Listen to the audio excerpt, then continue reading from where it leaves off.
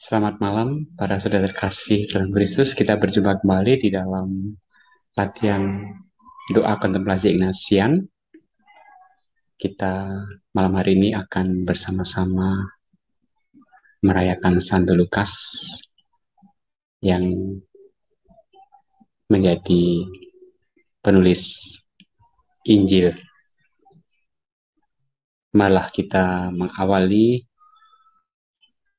acara kita ini, latihan doa kita dengan doa pembuka.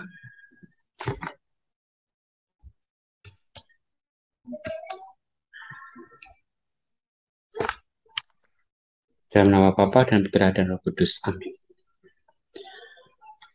Allah Bapa yang penuh kasih, kami bersyukur kepadamu karena Engkau berkenan untuk mengumpulkan kami kembali pada malam hari ini untuk melanjutkan latihan kontemplasi Ignatian ini. Kami akan merenungkan Santo Lukas, penulis Injil, agar kami pun juga bisa meneladan Santo Lukas yang setia mewartakan Injil kemana-mana. Berkatilah kami, usaha kami, agar kami bisa berlatih dengan baik, sehingga kami pun bisa semakin memahami, mendalami makna misteri keselamatan Yesus Putramu menurut Santo Lukas. Semua doa ini kami ajukan kepadamu dengan pantaran Kristus Tuhan kami. Amin. Malah sekarang kita mencoba mengenal Santo Lukas lebih dalam, lebih lanjut melalui video kita ini. Santo Lukas, penulis Injil. Menurut tradisi, Lukas adalah seorang dokter Yunani yang kafir. Namun ia adalah seorang yang lembut serta baik hati. Ia mengenal Kristus melalui pewartaan Rasul Paulus. Setelah menjadi seorang Kristen, ia pergi menyertai Paulus ke berbagai tempat. Lukas merupakan seorang penolong yang banyak membantu Rasul Paulus dalam mewartakan iman. Kitab suci menyebut Lukas sebagai tabib Lukas yang kekasih. Santo Lukas adalah penulis dua buah kitab dalam kitab suci, yaitu Injil Lukas dan Kisah Para Rasul. Meskipun Lukas tidak pernah bertemu dengan Yesus semasa ia hidup di dunia, Lukas ingin menulis tentang dia bagi umat Kristiani yang baru bertobat. Jadi, ia berbicara dengan para saksi awal yang mengenal Yesus secara pribadi. Ia mencatat semua perbuatan Yesus yang mereka lihat dan sabda Yesus yang mereka dengar. Menurut tradisi, Lukas memperoleh sebagian informasi penting dari Santa Perawan Maria sendiri. Bunda Maria merupakan orang yang tepat yang dapat menggambarkan secara jelas kedatangan malaikat Gabriel kepadanya untuk menyampaikan kabar gembira. Bunda Marialah yang paling dapat menceritakan secara rinci kisah kelahiran Yesus di Bethlehem serta pengungsian keluarga kudus ke Mesir. Lukas juga menuliskan kisah tentang bagaimana para rasul mulai mewartakan sabda Yesus setelah ia kembali ke surga. Dalam kitab tulisan Lukas, Kisah Para Rasul, kita mengetahui bagaimana jemaat perdana dan gereja mulai bertumbuh dan berkembang. Beberapa informasi terperinci mengenai kehidupan Santo Lukas juga dapat diperkirakan dengan seksama. Walau ia tidak mengikut sertakan dirinya sebagai saksi mata dari karya pelayanan Yesus, ia berulang kali menggunakan kata kami dalam menceritakan misi-misi Santo Paulus dalam Kisah Para Rasul. Ini merupakan indikasi bahwa ia ada di sana sepanjang waktu itu. Ia menulis dalam Kisah Para Rasul sebagai orang ketiga saat Santo Paulus dan perjalanannya hingga mereka tiba di Troas, di mana ia kemudian mengubah tulisannya menjadi orang pertama jamak. Bagian kami di dalam Kisah Para Rasul terus ada hingga rombongan tersebut kembali ke Troas, di mana tulisannya kembali menjadi orang ketiga. Perubahan ini terjadi lagi untuk kedua kalinya ketika rombongan tersebut tiba di Troas. Lukas pernah pergi ke Roma untuk membantu Rasul Paulus di masa-masa menjelang kemartiran Rasul Paulus. Ini terlihat pada 2 Timotius 4 ayat 11. Hanya Lukas yang tinggal dengan saya, demikian tulis Paulus. Menurut tradisi, Lukas meninggal dunia pada usia 84 tahun di Boeotia. Makamnya terletak di Tebes, Yunani, dari mana kemudian sebagian reliknya dipindahkan ke Konstantinopel pada tahun 357. Setelah kota Konstantinopel jatuh ke tangan Ottoman Turki, relik tersebut dibeli oleh Raja George dari Serbia. Saat Serbia kemudian juga ditaklukkan oleh Ottoman Turki, relik Santo Lukas tersebut diselamatkan ke Venesia, Italia. Pada tahun 1992, Uskup Agung Gereja Ortodoks Yunani wilayah Athena dan seluruh Yunani atas nama Gereja Katolik Ortodoks Yunani meminta kepada Uskup Agung Venesia Antonino Matasiaso di Padua agar relik Santo Lukas dapat dipulangkan dan akan ditempatkan kembali dalam makam penginjil suci tersebut. Permintaan ini dikabulkan oleh Gereja Katolik Roma. Uskup Padua kemudian mengirimkan ke Hieronymus, keuskupan metropolitan Athena, sebagian relik Santo Lukas untuk disimpan kembali di makamnya di Tebes, Yunani. Dengan demikian, saat ini relik Santo Lukas terbagi di 3 tempat. Sebagian tubuh di Biara Santa Giustina di Padua, sebagian lain di Katedral Santa Vitus di Praha, dan sebagian yang lainnya ada di makamnya di Tebes, Yunani. Nah, itulah Santo Lukas yang dilambangkan dengan lembu, ya, karena Santo Lukas mengawali Injilnya dengan pengalaman Zakaria, ya, yang tidak dapat berbicara, menjadi bisu karena tidak percaya bahwa istrinya Elizabeth akan melahirkan, ya. Baik, sekarang kita lanjutkan. Kita akan memulai penjelasan untuk merayakan Santo Lukas ini. Kita mengambil perikop dari Injil Lukas bab 10 ayat 1 sampai 9. Yesus mengutus 70 murid. Kemudian daripada itu Tuhan menunjuk 70 murid yang lain, lalu mengutus mereka berdua-dua mendahulunya ke setiap kota dan tempat yang hendak dikunjunginya. Katanya kepada mereka, tuayan memang banyak, tetapi pekerja sedikit. Karena itu mintalah kepada Tuhan yang empunya tuayan, supaya ia mengirimkan pekerja-pekerja untuk tuayan itu. Pergilah, sesungguhnya aku mengutus kamu seperti anak domba ke tengah-tengah serigala. Janganlah membawa pundi-pundi ataupun bekal atau kasut, dan janganlah memberi salam kepada siapapun selama dalam perjalanan. Kalau kamu masuk di suatu rumah, katakanlah lebih dahulu, damai sejahtera bagi rumah ini. Jikalau di situ ada orang yang layak menerima damai sejahtera, maka salammu itu akan tinggal di atasnya. Tapi jika tidak, salammu itu kembali kepadamu. Tinggallah dalam rumah itu, makan dan minumlah apa yang diberikan orang kepadamu, sebab seorang pekerja patut mendapatkan upahnya. Janganlah berpindah-pindah rumah. Dan jikalau kamu masuk dalam sebuah kota dan kamu diterima di situ, makanlah apa yang dihidangkan kepadamu, dan sembuhkanlah orang-orang sakit yang ada di situ, dan katakanlah kepada mereka, kerajaan Allah sudah dekat padamu. Malah sekarang kita melihat video dari perikop ini. After this, the Lord appointed 72 others and sent them 2 by 2 ahead of him to every town and place where he was about to go. He told them, "The harvest is plentiful, but the workers are few. Ask the Lord of the harvest, therefore, to send out workers into his harvest field. Go, I am sending you out like lambs among wolves. Do not take a purse or bag or sandals, and do not greet anyone on the road. When you enter a house, first say, 'Peace' to this house. If someone who promotes peace is there, your peace will rest on them. If not, it will return to you. Stay there, eating and drinking whatever they give you, for the worker deserves his wages.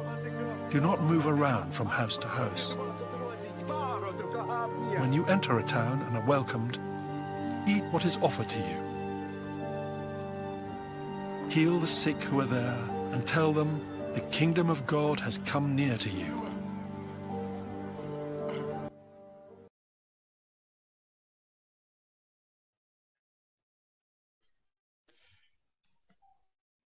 Seperti biasa, doa kita akan kita bagi dalam beberapa langkah, yaitu doa persiapan, kemudian ada 3 pendahuluan, 3 pokok renungan, lalu percakapan dengan Yesus ataupun dengan Lukas. Nah, pendahuluan yang pertama, kita ingat ceritanya di sini, yaitu Tuhan kita Yesus Kristus yang mengutus 70 muridnya. Lalu pendahuluan yang kedua, kita bayangkan tempat di dalam angan-angan, kita imajinasikan tempat di mana Yesus mengutus 70 murid untuk mewartakan kerajaan Allah. Lalu pendahuluan yang ketiga, kita mohon rahmat, yaitu pengertian yang mendalam tentang Tuhan yang memberikan pengajaran bagiku, agar aku bisa lebih mencintai dan mengikuti Yesus lebih dekat lagi melalui keteguhan iman kita di dalam pewartaan kerajaan Allah. Kemudian kita masuk dalam pokok renungan yang pertama. Di sini Tuhan menunjuk 70 murid lalu mengutus mereka berdua-dua menaunginya ke setiap kota dan tempat yang hendak dikunjunginya. Yesus berkata, tuaian memang banyak tapi pekerja sedikit, karena itu mintalah pada Tuhan yang empunya tuaian supaya Ia mengirimkan pekerja-pekerja untuk tuaian itu. Lalu kita refleksikan, kita ambil buah rohaninya. Nah, kita termasuk pekerja itu, ya, yang siap diutus untuk mewartakan kerajaan Allah. Lalu pokok renungan yang kedua, itu Tuhan Yesus mengutus para murid seperti anak domba ke tengah-tengah serigala. Dan Yesus berpesan, jangan bawa pundi-pundi, bekal, kasut, jangan beri salam dalam perjalanan. Bila masuk rumah, katakan damai sejahtera bagi rumah ini. Jika di situ orang layak menerima damai sejahtera, maka salammu akan tinggal di atasnya, tapi jika tidak, salammu akan kembali kepadamu. Jadi, kita refleksikan, kita ambil buah rohaninya, bahwa kita selalu diajak untuk membawa damai sejahtera dimanapun kita berada, dan kita hanya mengandalkan Tuhan saja di dalam tugas pewartaan kita ini. Lalu pokok renungan yang ketiga, kita renungkan sabda Yesus, tinggallah di rumah itu, makan dan minumlah apa yang diberikan orang kepadamu, sebab seorang pekerja patut mendapatkan upahnya. Jangan berpindah-pindah rumah, dan jika kamu masuk dalam sebuah kota dan kamu diterima, makanlah apa yang dinyatakan kepadamu, sembuhkan orang sakit yang ada di situ, dan katakan kepada mereka, kerajaan Allah sudah dekat padamu. Kita refleksikan, kita ambil buah rohaninya di sini, bahwa kita selalu diundang, dipanggil juga untuk mewartakan kerajaan Allah, untuk melayani siapapun, khususnya mereka yang lemah, yang sakit, yang kecil, yang miskin. Lalu kita adakan percakapan dengan Yesus ataupun dengan Lukas, ya, ataupun dengan para murid. Ya. Baik, mari sekarang kita masuk di dalam latihan kontemplasi. Kita hening sejenak, kita masuk di dalam keheningan. Kita siapkan hati kita untuk berkontemplasi. Kita sadari kehadiran Tuhan di tengah-tengah kita.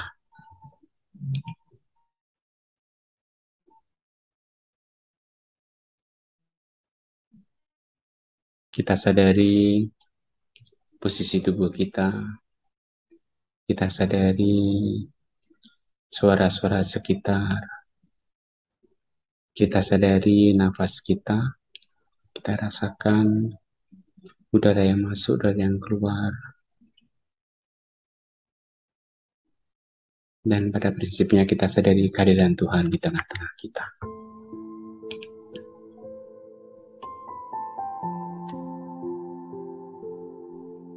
Ya Allah, Tritunggal Maha Kudus yang amat pantas disembah, biarlah aku bersujud di hadapan-Mu untuk menyatakan baktiku kepadamu, Allah yang Maha Agung. Kupersembahkan kepadamu segala gagasan, keinginan, dan keputusan-keputusanku selama waktu ini.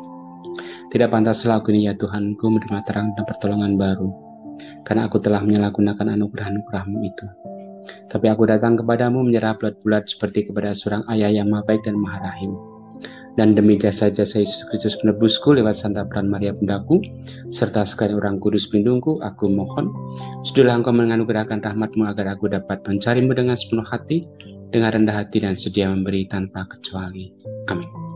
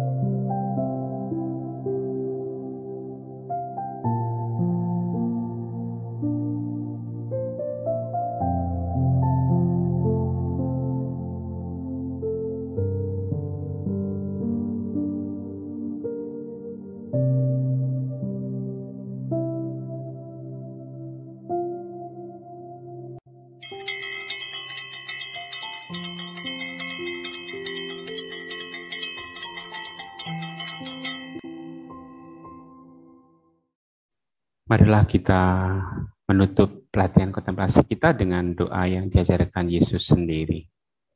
Bapa kami yang ada di surga, dimuliakanlah namamu, datanglah kerajaan-Mu, jadilah kehendak-Mu di atas bumi seperti di dalam surga.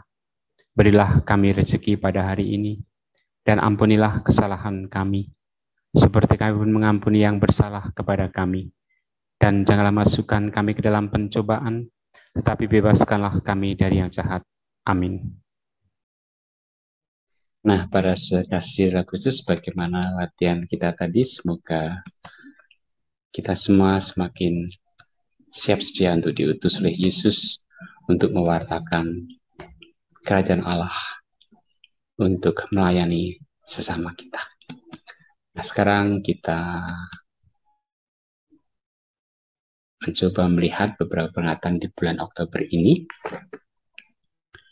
Pertama-tama tentu bulan Oktober merupakan bulan Rosario. Kita mohon doa restu Bunda Maria dengan doa Rosario agar kita pun semakin setia pada Yesus Sang Putra. Tanggal 1 Oktober yang lalu kita memperingati Santa Teresa dari Kanak-kanak Yesus. Ini seorang Prancis, ya, lahir di Prancis, di Lisieux, dan wafatnya sebagai suster Karmel. Santa Teresa ini menulis buku kisah suatu jiwa dan juga pelayanan dengan penuh cinta. Tanggal 2 Oktober kita memperingati para malaikat pelindung. Kita masing-masing dilindungi oleh malaikat yang menyertai kita, melindungi kita, menuntun hidup kita sehingga kita bisa selamat dan juga setia kepada Tuhan. Baik kalau kita juga menyapa malaikat pelindung kita masing-masing. Lalu tanggal 4 Oktober kita memperingati Santo Fransiskus Assisi, ya, seorang Itali, ya, dan dia wafatnya di Assisi. Dia merupakan pendiri Ordo Fransiskan (OFM) dan juga menjadi pelindung tarekat para suster, bruder, frater Fransiskan. Ya, dia seorang rasul dan juga penuh kasih, dan dia juga sangat dekat dengan alam, dengan hewan, binatang sekitar. Ya, Santo Fransiskus itu juga menjadi nama dari paus kita sekarang, Paus Fransiskus, ya. Paus Fransiskus mau menerapkan Santo Fransiskus Assisi ini untuk menjadi pribadi yang sederhana, yang lemah lembut, dan juga menghayati kemiskinan, kesederhanaan, supaya bisa mempartakan dengan lebih baik lagi. Tanggal 6 Oktober kita memperingati Beato Diego de San Vitores. Ini seorang dari Spanyol, ya, pada abad ke-17, dan wafatnya di Tumon di Guam, ya. Beliau ini mendirikan gereja Katolik yang pertama di Pulau Guam dan bertanggung jawab atas pendirian masyarakat Katolik di Kepulauan Mariana. Kemudian tanggal 7 Oktober kita memperingati Santa Peran Maria Ratu Rosario, ya. Kita mengalami kasih Allah melalui doa-doa Rosario, melalui doa restu Bunda Maria kepada kita semuanya. Tanggal 11 Oktober kita memperingati Santo Yohanes yang ke-23, ya. Ini paus yang mengundang Konsili Vatikan yang kedua, menekankan tugas pastoral, mereformasi hubungan gereja Katolik dengan gereja-gereja Kristen yang lain, dan juga memperbarui gereja dengan semangat ekumenis. Kemudian tanggal 14 Oktober kita memperingati Santo Paus Kalistus yang pertama, ya, yang lahir pada akhir abad yang kedua di Roma, Italia, ya. Wafat tahun 223.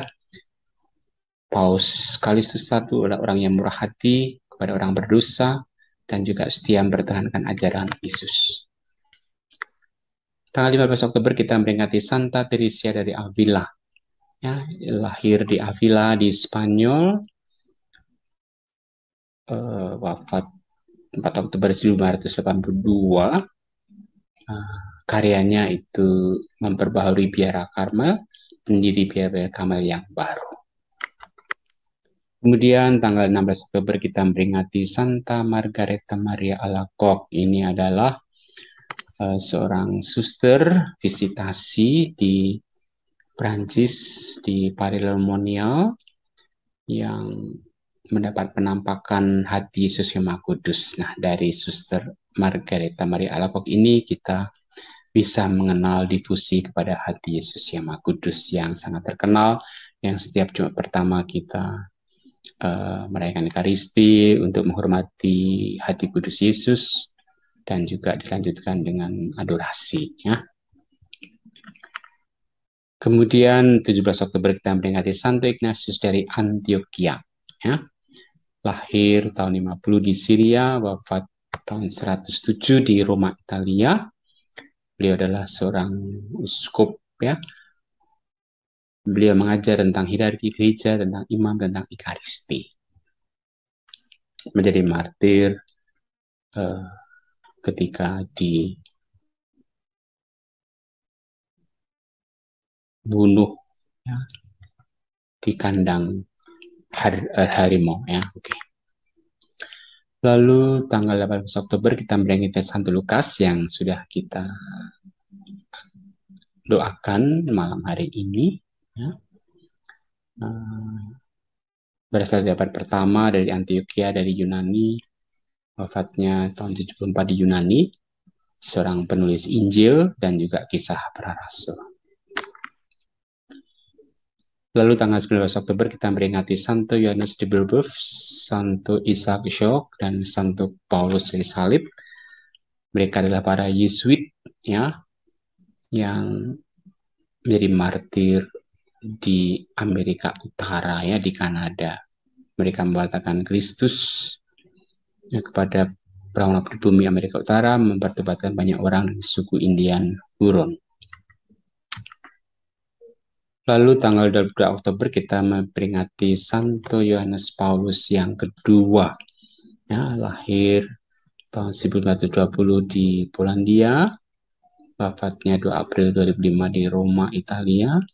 Beliau itu adalah seorang katalisator untuk revolusi damai di Polandia, menulis 14 ensiklik dan juga mengajarkan teologi tubuh. Nah, kita tahu beliau sangat rendah hati, sangat ramah, dan mendekatkan gereja dengan kelompok-kelompok yang lain. Tanggal 23 Oktober kita memperingati Santo Yohanes dari Capistrano yang lahir tahun 1386 di Capistrano, Italia. Wafatnya 23 Oktober 1456 di Hungaria. Beliau adalah seorang pembimbing novis, menyebarluaskan difusi kepada nama Yesus yang tersuci, pengkhotbah Fransiskan, mereformasi, memperbaiki Ordo Fransiskan. Lalu tanggal 24 Oktober kita memperingati Santo Antonius Maria Claret yang berasal dari Catalunya, Spanyol. Wafatnya di Biara Cistercian di Prancis. Beliau adalah pendiri tarekat Clarisiannya CMF. Kemudian tanggal 28 Oktober kita memperingati Santo Simon dan Santo Yudas Tadius, ya, dua dari Rasul Yesus yang tangguh setia dalam mewartakan Injil. Lalu tanggal 13 Oktober kita memperingati Santo Dominikus Collins. Ini seorang martir Yesuit dari Irlandia, ya. Wafat 31 Oktober 1902 di Cork, Irlandia. Kemudian tanggal 31 Oktober kita memperingati Santo Alfonsus Rodriguez, seorang Yesuit, brother Yesuit yang sederhana, lahir di Spanyol. Wafatnya 31 Oktober 1617 di Palma di Mallorca, Spanyol. Beliau teladan kerendahan hati dan juga kesucian batin. Menjadi penjaga pintu di komunitas di Mallorca, dan beliau pun melihat para tamu sebagai Yesus dan Maria yang hadir. Maka mereka disambut dengan ramah, dengan penuh kasih. Nah, sekarang malah kita berdoa bersama dengan Paus Fransiskus untuk rasulan doa bulan Oktober ini. Marilah berdoa. Allah Bapa yang Maha Baik, kami bersyukur kepadamu atas segala rahmat dan kasih-Mu. Bersama dengan Paus Fransiskus, kami berdoa untuk wujud Bapa Suci bulan Oktober ini, untuk wujud gereja universal, bagi gereja yang supaya terbuka bagi setiap orang. Kami berdoa semoga dengan berpegang pada iman yang teguh dan berani dalam mewartakan Injil, gereja dapat menjadi komunitas persaudaraan dan juga solidaritas yang terbuka, sambil selalu hidup di dalam iklim kebersamaan yang sungguh khas gerejawi. Untuk wujud gereja Indonesia, kami berdoa semoga di tengah kesibukannya dalam urusan-urusan internal, gereja terus memberikan diri, memberikan pikiran dan juga waktu untuk terlibat di dalam persoalan masyarakat. Dan untuk wujud khusus kami berdoa bersama dengan Bunda Maria, penuhilah kami dengan rahmat-Mu sehingga martabat kami juga dikuduskan bersamanya. Kami mohon, kabulkanlah doa kami ya Tuhan. Kami juga berdoa bagi para korban kerusuhan di Kanjuruhan. Semoga Engkau memberikan kehidupan abadi kepada mereka semua yang meninggal, dan berikan ketabahan, iman, penghiburan kepada keluarga yang ditinggalkan. Dan semoga situasi ini pun juga menjadi pelajaran bagi kami bangsa Indonesia untuk lebih sportif di dalam berolahraga maupun menjadi supporter yang sehat. Kami mohon, kabulkanlah doa kami ya Tuhan. Kami juga berdoa untuk bangsa kami, khususnya di masa pandemi ini, agar kami dibebaskan dari segala macam penyakit, khususnya COVID-19 ini, agar bangsa kami pun juga bisa segera terlepas dari pandemi dan bisa membangun kembali bangsa yang maju, yang adil dan sejahtera. Kami mohon, kabulkanlah doa kami ya Tuhan. Kami juga berdoa untuk situasi politik di negeri kami agar bisa tetap tenang dalam mempersiapkan pemilihan umum mendatang, supaya semua bisa bekerja sama, bisa tenang dan bisa mengutamakan kepentingan bangsa daripada kelompok maupun partai. Kami mohon, kabulkanlah doa kami ya Tuhan. Kita ini sejenak untuk menyampaikan doa-doa pribadi kita.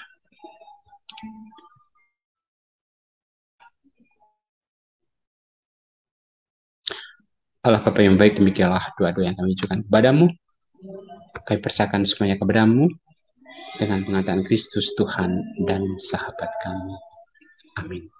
Berkatilah kami semuanya, keluarga kami, agar kami pun bisa setia untuk melanjutkan karya kami, pelayanan kami, perutusan kami, mewartakan kasih-Mu, kebaikan-Mu bagi semua orang di sekitar kami. Kita mohon berkat Tuhan. Tuhan bersamamu dan bersama rohmu, dan semoga kita semuanya beserta seluruh keluarga, mereka yang kita cintai, senantiasa mendapat berkat Allah yang Maha Kuasa, Bapa dan Putra dan Roh Kudus. Amin. Nah, saudara terkasih dalam Kristus, terima kasih atas kebersamaan kita. Semoga kita bisa selalu setia dalam berdoa, berkontemplasi, sehingga kita menemukan makna buah-buah rohani dalam hidup kita, mendapatkan kekuatan dalam hidup kita. Sampai jumpa bulan depan. Berkah Allah.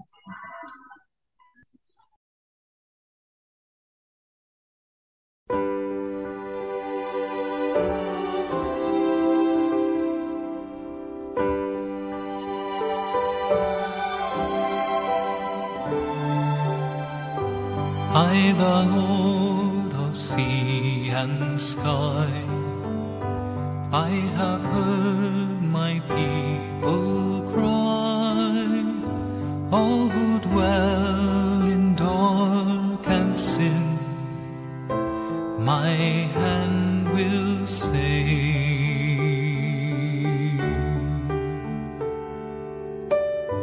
I who made the stars of night, I will make their darkness bright.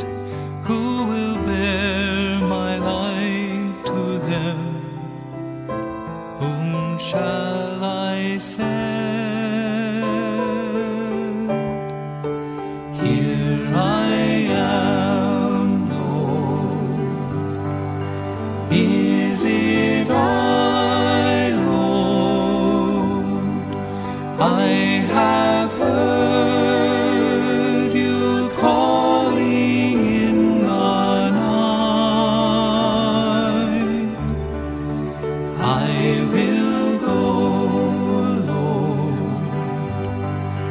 if you lead me. I will hold your people in my heart.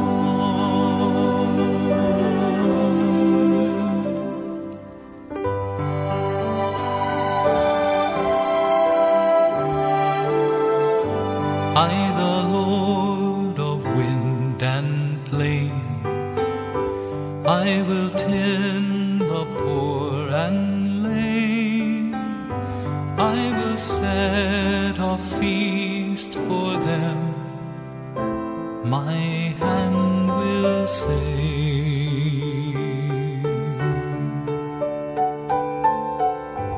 Finest bread I will provide, till their hearts be satisfied.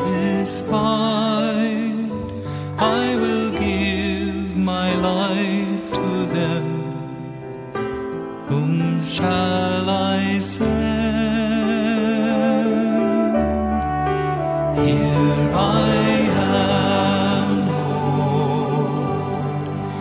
Is it I, Lord? I have heard you calling in the night. I will go, Lord, if you lead me. I will hold your people in my heart. I will